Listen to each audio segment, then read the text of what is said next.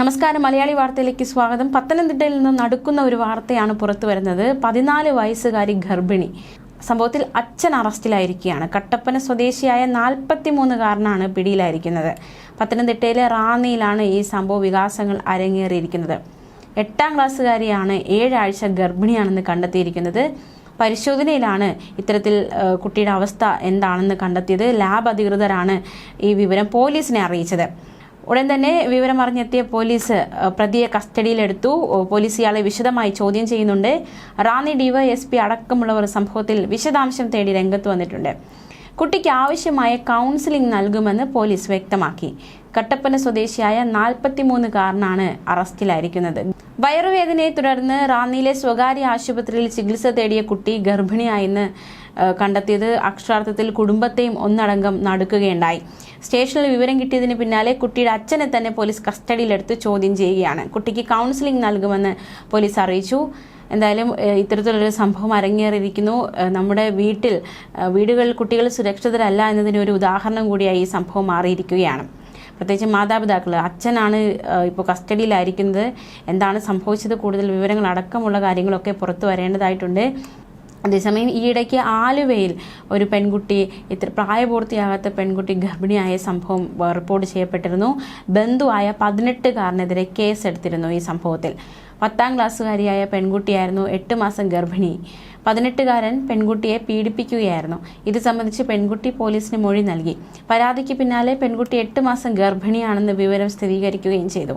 മകൾ ഗർഭിണിയാണെന്ന വിവരം മാതാപിതാക്കൾക്ക് അറിയാമായിരുന്നു എന്ന കാര്യത്തിൽ പോലീസിന് വലിയ രീതിയിലുള്ള സംശയമുണ്ടായിരുന്നു. കാരണം 10ാം ക്ലാസ് പരീക്ഷ കഴിയുന്നതുവരെ ഈ വിവരം വീട്ടുകാർ മറച്ചു വെച്ചതാണോ എന്ന തരത്തിലൊക്കെ സംശയങ്ങൾ ശക്തമായിരുന്നു. വീട്ടുകാരും കുട്ടി പഠിച്ച ആലുവയിലെ സ്കൂളും ഈ വിവരം മറച്ചു വെച്ചു എന്നാണ് പിന്നീട് മനസ്സിലാക്കാൻ സാധിച്ചത്. ഇതിനെക്കുറിച്ചുള്ള അന്വേഷണമൊക്കെ പോലീസ് നടത്തിയിരുന്നു. സംഭവത്തിൽ 18-കാരനെതിരെ പോക്സോ വകുപ്പുകൾ ചുമത്തിയായിരുന്നു പോലീസ് കേസെടുത്തത്. മാത്രമല്ല, ഈ ഇടയ്ക്ക് എറണാകുളം ചെമ്പറക്കിയിൽ പ്രായപൂർത്തിയാകാത്ത പെൺകുട്ടി 8 മാസം ഗർഭിണിയായ സംഭവവും നമ്മൾ അറിഞ്ഞതാണ്. 10ാം ക്ലാസ്സുകാരിയെ പീഡിപ്പിച്ച് ഗർഭിണിയാക്കിയെന്നാണ് കണ്ടെത്തിയത്. അയൽവാസിയായ 55-കാരനായിരുന്നു ഈ സംഭവത്തിൽ പിടിയിലായത്. തമിഴ്നാട് സ്വദേശി രാജനെയാണ് ഈ സംഭവത്തിൽ പിടികൂടിയത്. തടിയട്ടപ്പറമ്പ് പോലീസാണ് പ്രതിയെ പിടികൂടിയത്. പെൺകുട്ടി 8 മാസം ഗർഭിണിയാണെന്ന് പോലീസ് വ്യക്തമാക്കി. പീഡന വിവരം വീട്ടുകാർ മറച്ചുവെച്ചു. ശാരീരിക ബുദ്ധിമുട്ടുകളെ തുടർന്ന് പെൺകുട്ടി ആശുപത്രിയിൽ പ്രവേശിപ്പിച്ചപ്പോഴാണ് ഇത്തരത്തിൽ പെൺകുട്ടി ഗർഭിണിയാണെന്ന കാര്യം പുറംലോകം അറിയുന്നത്. ആശുപത്രിയിൽ നിന്ന് പോലീസിനെ വിവരം അറിയിക്കുകയായിരുന്നു. തുടർന്ന് പ്രതിക്കെതിരെ പോക്സോ നിയമപ്രകാരം അടക്കം ലൈംഗികമായി പീഡിപ്പിച്ചതിന് കേസെടുത്തിരുന്നു. അതേസമയം ഈ പ്രായപൂർത്തിയാകാത്ത പെൺകുട്ടികൾ ഗർഭിണിയാകുന്ന സംഭവങ്ങൾ, അത് ആരോഗ്യ വകുപ്പൊക്കെ ഇതിൽ റിപ്പോർട്ടുകൾ സമർപ്പിക്കുന്നുണ്ട്, കണക്കുകൾ എടുക്കുന്നുണ്ട്. പ്രത്യേകിച്ച് കർണാടകയിൽ നിന്ന് വരുന്ന ഒരു കണക്ക് നമുക്ക് നോക്കാം.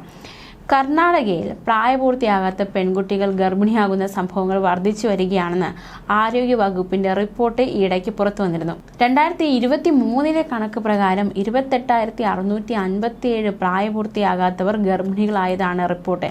ലൈംഗികതയും ഗർഭധാരണവും എന്താണെന്ന് തിരിച്ചറിയുന്നതിന് മുമ്പ് തന്നെ പെൺകുട്ടികൾ ഗർഭം ധരിക്കുന്നത് അത് ശരിക്കും ആശങ്കാജനകമാണ്. പ്രത്യേകിച്ച് അവരുടെ ഉറ്റവർ അവരെ ചതിക്കുന്നു അല്ലെങ്കിൽ വഞ്ചിക്കുന്നു, ഇത്തരത്തിൽ ശാരീരികമായി ചൂഷണം ചെയ്യുന്നു എന്നത് അതിനേക്കാൾ ഭയാനകവും ആശങ്കയും ഉയർത്തുന്ന കാര്യം തന്നെയാണ്.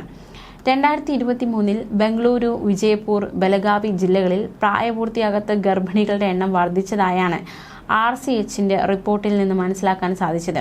ബംഗളൂരു 2815, വിജയപൂർ 2004, ബലഗാവി 2574 എന്നിങ്ങനെയാണ് കേസുകൾ റിപ്പോർട്ട് ചെയ്തത്.